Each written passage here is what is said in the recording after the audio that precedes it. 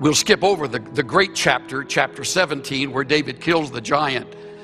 And the folk song is written. Saul has slain his thousands, David his 10,000s. And now Saul really is troubled. Here's this young upstart of a shepherd who's killed a giant that Saul wasn't courageous enough to take on. And the people are loving David, this young hero of the land.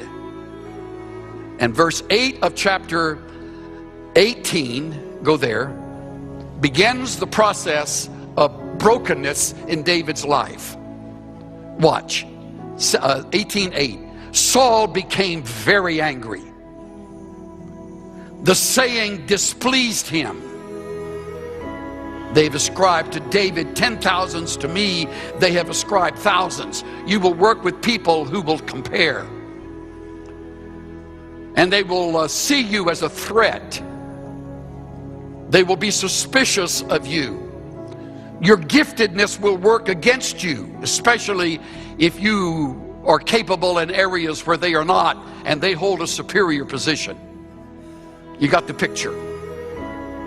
What more can he have but the kingdom? Remember, it's in the back of Saul's mind. The one statement he didn't want anybody to know about, but he's living with it. Look at verse 10. Look at the verb in the middle of the verse. He raved in the midst of the house while David was playing the harp with his hand. Verse 11, Saul hurled a spear at him. Remarkable. Verse 12, Saul was afraid of David.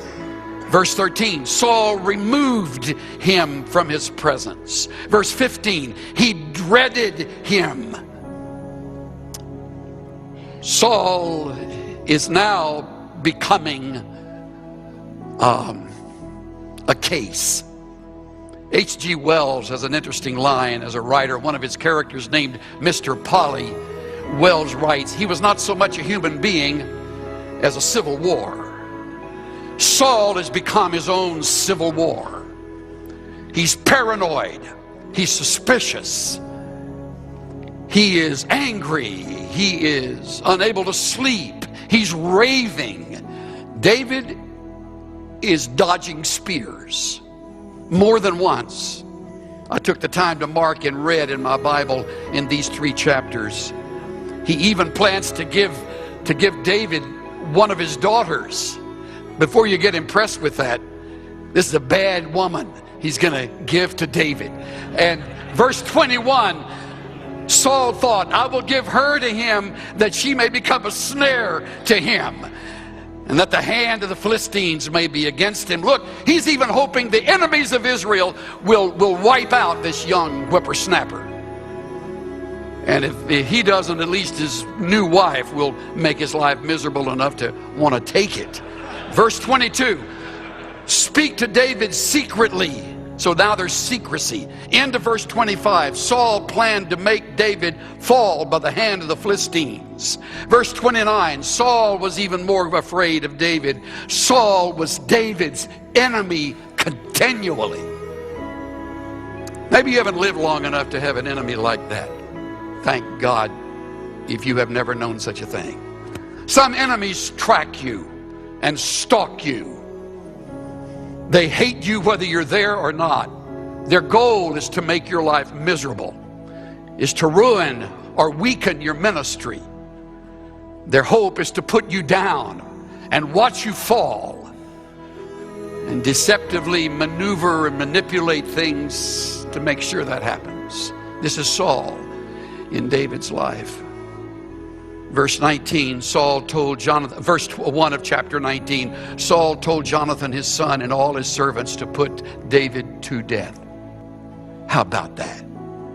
Talk about distracted. He's now telling his own boy, you make sure there's a hitman that finishes him off. Verse 9 tells the story of another spear. Verse 10 says Saul tried to pin David to the wall with the spear. Saul sent messengers to David's house to watch him in order to put him to death. What am I doing? I am deliberately staying on it and staying on it, like the physician puts his finger on the point of pain and presses and says, "Does that hurt?" And when you say it does, they never back off. They push harder. And that's what Saul's doing. That hurt? You haven't felt anything yet. He's going to get David out of his life. What David can easily forget is that Saul is the tool being used by God to prepare him to king it, so that he will not be a Saul replacing Saul.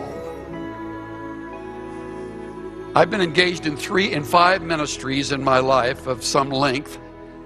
In 3 of the 5 ministries, I've had savages who had as their goal to make my life miserable.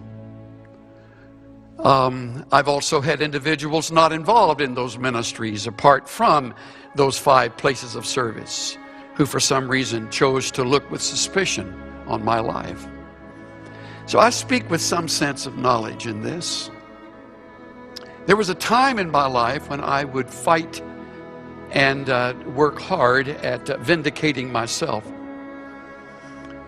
through a process of years and the dregs of painful experiences.